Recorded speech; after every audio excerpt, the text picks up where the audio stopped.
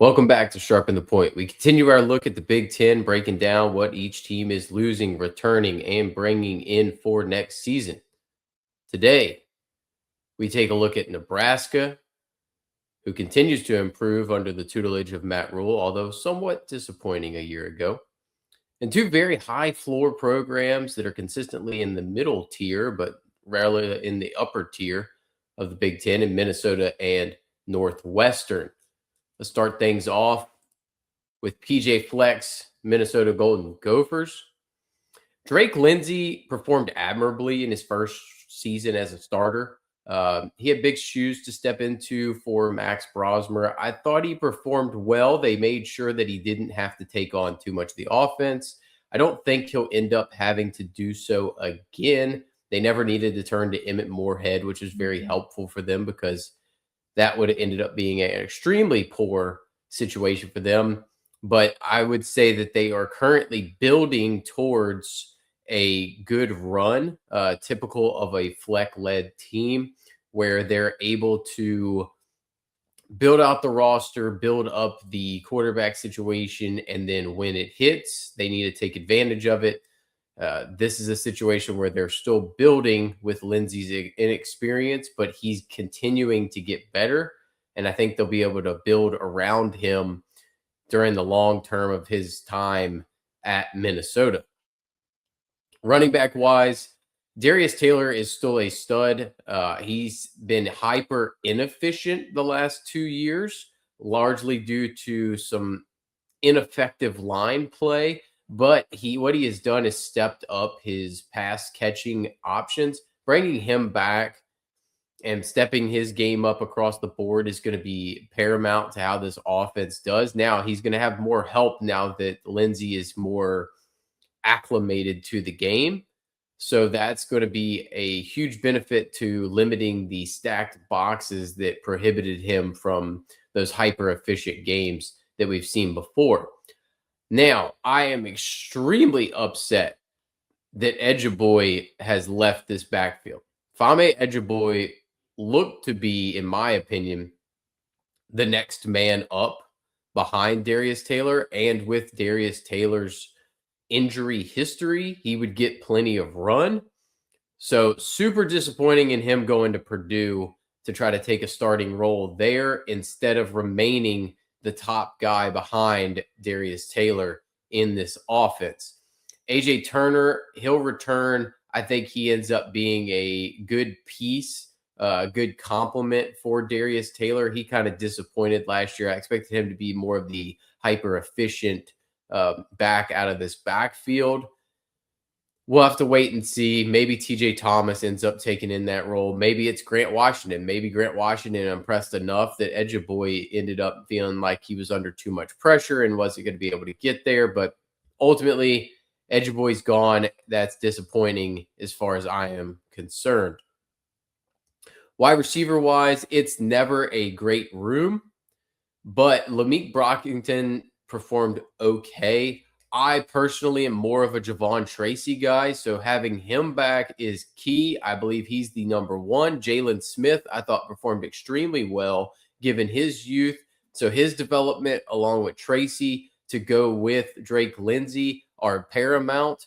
And then adding Perry Thompson can end up being the skeleton key to unlocking this offense. I love that trio right there.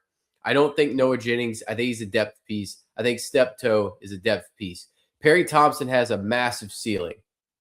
Massive ceiling. He just was never utilized at Auburn. They had a poor passing offense. They underutilized all of their weapons. So the upside of Thompson to pair with Tracy and Jalen Smith gives three very legitimate options on the outside. When paired with this backfield of Darius Taylor, you get a young quarterback. All of the weaponry is there for him to take that next step and take a leap into this season. Tight end wise, Jamison Gears will be missed. I thought he played pretty well last season. They're going to have to figure that out. It's not typically a heavy receiving role, more of a safety blanket, gadgety designed open type situation. I think they end up going with a lot with Pierce Walsh trying to add an extra offensive lineman in that situation. Maybe Caden Helms is able to do something, but I don't think that this is going to end up being a highly utilized position for the Gophers this season. Offensive line wise, I love that they returned 4 out of the 5. Yeah, you lose Dylan Ray. Doesn't bother me too much. I think they're able to replace him fairly easily, and I think they start trying to run the football fairly effectively. I do like Greg Johnson a good bit at left guard. I like that they're going to be able to continue to grow and maybe work together more, and that gives them some capability to, in the long term, be able to run the football more effectively on a per carry basis. Addition of Bennett Warren is a nice transfer add. 4-star left tackle from the 24 class out of Tennessee. Like that addition. Like their recruiting class a good bit too, actually, along the offensive line. So they're going to be able to develop some guys. They need to take some steps forward there if this offense continues to grow. The weaponry behind them is there. It's just a matter of if they can hold up well enough. Along the defensive side of the football, a lot of depth graduating here, but the key to this defense is bringing back Anthony Smith with his 14 sacks, bringing back Jackson Howard, bringing back Carter Mintz. The concern is how much defensive tackle depth do they have, and do they have the beef in the middle to hold up against the run? They did make some good additions out of the portal with Naquan Crowder. Zion Chapman, I think, is going to be a key to the middle of this defense out of FIU. And then TJ Bush was a good add out of Cal. That's a very nice add, actually. So they have a lot of depth and a lot of good stuff coming off the edge. I just am concerned to some extent about the middle of the field and how they hold up in those center gaps, in the A and the C gap, the 1 and the 3 techniques, how they hold up by comparison to the edge rushers. The edge rushers are very talented, so they should be able to get after the quarterback very well on this defense. Linebacker-wise, anybody named Maverick, I'm going to be a fan of. I thought Baranowski played very well a year ago. He's going to continue that. Devin Williams gone. That will not hurt too much. I believe Kingsbury played pretty well a year ago. So did Carmo as a true freshman. So those roles will continue to grow over here. I do like the linebacking core. I think they're solid there. Not spectacular, but just good enough. In the secondary is the biggest loss on this defense. Coy Parrish has up and left and gone to Oregon. We all know how much he meant to the team. That is a concern, right? We're always going to worry about losing a playmaker on the back end. Plenty does return, though. Nestor coming back. I love a 6'1" corner. You love those lengthy guys on the edge. Still plenty of depth here. I think they're going to be fine on the back end. Not great, but just good enough. Mekhi Smith was a good add at the safety position. They're just going to have to make some adjustments on the back 7. But overall, this should be a very good team. Again, a very bowl team. And then they're just going to have to hope that they continue that development on the offensive side to be able to put up points similar to the Brosmer year by comparison. But they should have, if they can get out to a lead, those pass rushers are going to pin their ears back and they're going to be able to get some stuff really done in this spot. You guys know I'm going to talk about Matt Rule in this one. This is an interesting situation, to say the least. Raiola, I think, is the best case scenario for Raiola's long-term career here is to sit at Oregon for a year. Get healthy, get his body right, and try to figure things out. Latif played decent. But you bring in Anthony Calandra, you couldn't rely on Latif. There's 0% chance you could rely on TJ Latif leading this team and trying to advance it. So you bring in Anthony Calandria, affectionately to an extent known as the Whoopsie Daisy King. Shout out to the CBS Cover 3 guys. calling him the whoopsie daisy king, because he is. He's going to turn the football over and he's going to make stupid mistakes, but he's also going to make the heroic, crazy play. That's what he did at Virginia. It's what he did at UNLV. I think you're going to see him turn the football over. It's going to bug the crap out of everybody. He's going to do stupid stuff. Holgerson's going to go full kingpin on the sideline, and his hair is going to be all over the place because Calandria is going to make you try to pull it out. He's got a ton of experience. He's very mobile. He gives you that added dimension of a run game that Raiola lacked, and it's probably going to be needed because the loss of Emmett Johnson kind of took away most of the offense. Johnson was amazing out of the backfield, catching the football and moving the chains. He was hyper efficient on the ground, ran the ball like a demon, and he was great. We don't quite know what the combination of Mekhi Nelson, Quentin Ives, or Isaiah Mosey is yet. Somebody will emerge, and more than likely they split early and then they emerge late. I don't even know who I would put my money on in this situation. I think Ives is probably the most overall guy that I like. Plus, from a size speed standpoint, I really like him. He catches the ball decent. But I think you're going to see all three get plenty of a role, and this is going to be a split compared to the workhorse backfield we saw last season. Wide receiver-wise, Dane Key departs. He was probably, I think, by many considered to be the top option coming into the season. Neziah Hunter ended up being the top option. His return is really going to be helpful for this offense. He gives a great dimension, and the contrast between Hunter and Barney works out very well, with Hunter being definitely an outside guy, Barney being a kind of a short area target compared to the shot play nature that Hunter was. So they'll work very well together.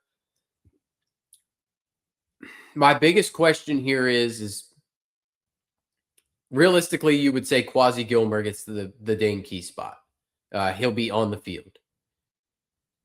A lot of guys I trust like Quasi Gilmer a good bit. I personally don't think he's very good. That's my opinion.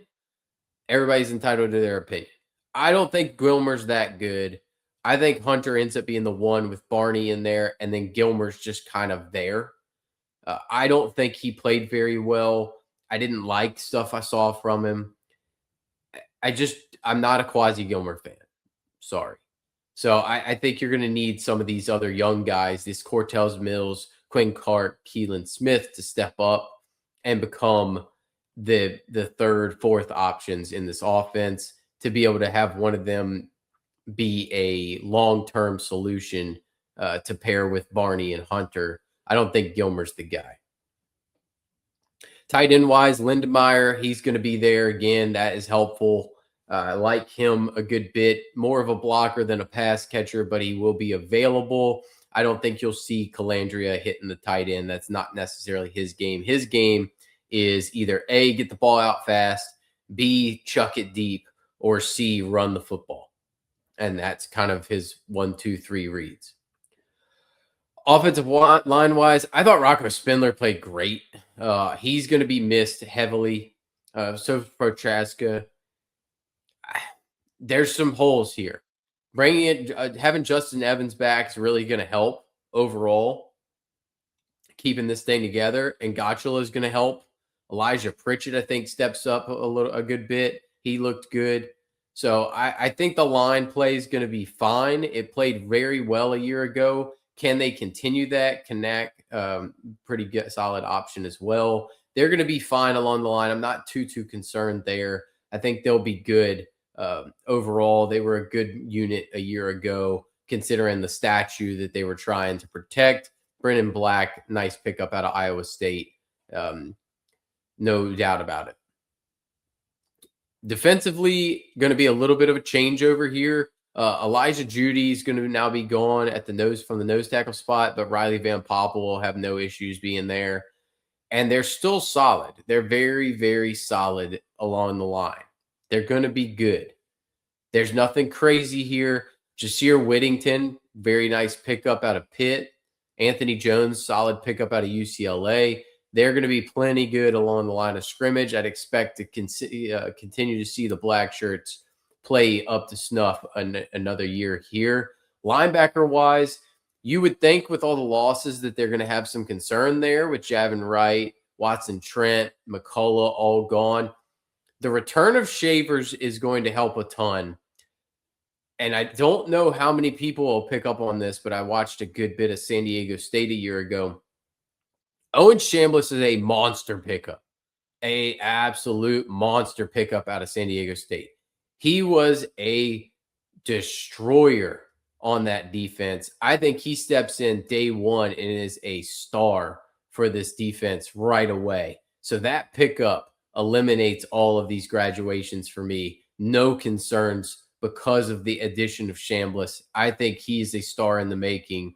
Played absolutely great a year ago, was the heart and soul of that San Diego State defense, which was very good last season. Sierra Wright, lost at corner. Nothing crazy lost there. I thought Donovan Jones was very good. So that is a huge one for them as far as his development goes. They've got plenty of guys that just step into these spots. Dwayne McDougal, also out of San Diego State, good pickup as well to come in to be able to play a safety spot. I think they're very poised for this defense to continue along that track of being very good. Questions remain on the offensive side of the football. We don't know if the running backs are going to be good, particularly. I think they're going to be fine. I just don't know that they're Emmett Johnson good. We don't quite know about the wide receiver room. Can they be better without Dane Key? Maybe. Quarterback wise, there's questions. How much does Calandria turn the football over? I think it's going to come down to if they can control and contain Calandria, get him to take care of the football more, they're going to be a very, very solid team again and continue that growth under Matt Rule. Northwestern is always interesting. They're good to beat somebody they shouldn't, and they're good to also lose a whole bunch of games they should. They're just like that perfect middle of the road, are they going to win 6 games team. Loss of Preston Stone does not concern me in any which way. I don't think he was very good. I didn't think he was very good after the injury at SMU. There was a reason he got replaced. No concerns with him being gone. I personally am an Aiden Childs fan. I don't think he was as bad as people thought he was at Michigan State. I thought the system around him wasn't great. The system wasn't great. He had some good weapons. Don't get me wrong. Nick Marsh was a great weapon that was just underutilized. And not too dissimilarly from Calandria, he just had ups and downs. He could win you a game. He could lose you a game. So I don't know that I think it's an upgrade from Stone to Childs. I am a Childs guy. I'm bookmarking it. I was also a Jackson Arnold guy. So, there's no guarantees. But I think the combination of Childs with an actual run game is going to help him immensely. Komolafe had a breakout season, and I think he continues that. I think Joseph Hyman is a very good back as well, and he'll just end up playing that secondary role as far as like spelling Komolafe. And the addition of Gavin Sawchuk gives you plenty of security that if either one goes down, Sawchuk steps in right away. Questions remain as far as Cam Porter. He was the projected starter coming into the year, got banged up. We'll see what happens with that. But I think you're in perfectly great shape with Komolafe, Hyman, and Sawchuk as a trio to be able to take care of business and continue that solid run game that we have seen year in and year out of the Northwestern Wildcats. Wide receiver wise, return a mediocre at best group. I would say Wilde surprised people. No doubt about it. He was great. And Elegon came on strong towards the end of the season. I like Elegon a good bit. So you end up with Childs, with Wilde, and Elegon. Perfectly happy with that pairing. That is a solid pairing with solid running backs something you can lean into and be very confident with that they're going to be able to put up some points, you got to feel pretty good about that combination along the skill positions for Northwestern heading into this season. Tight end wise, they don't necessarily utilize them extremely well. They're pretty decent blockers. That's kind of what they're used for. Welsing going to Ohio State is not the greatest situation for them, but overall they'll be fine. Bring in Honig from UConn. He's going to be a solid blocking tight end, and they're going to be able to get the job done. It's not like it's a key point to this offense. So you're going to be able to get by, no worries in that situation. Now, the question's going to be, can they protect Aiden Childs? They were able to protect Preston Stone. They were able to run the heck out of the football, but they lose a lot up front. So other than Arodakai, it's pretty slim pickings. So they're going to need these guys to have developed, step up. Deuce McGuire step in, and they're going to need some of these guys to take over some of these starting roles. That's going to be a key. I think Bursa will be fine in the center spot.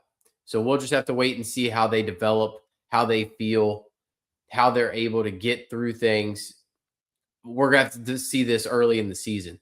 Childs does possess enough mobility to be able to get away, but when he's on the run, he's not exactly at his best. He tends to need to be more comfortable in that situation. Kilbane coming back, big deal for them. That gives you that solid edge rusher. A good bit of losses along the front side. Flakes is going to have to step in. We'll have to wait and see how they look, but they're going to need to replace a lot of this front and then figure out what the production is going to come from. I think Jamal Johnson was a good get out of UCF. Bringing in Kirks from Ohio State to get some playing time. They'll come through right away and then slot right into this thing. They're going to need some stuff, though, up front here. They lost some stuff. Losing Saka to Texas A&M, not helpful whatsoever.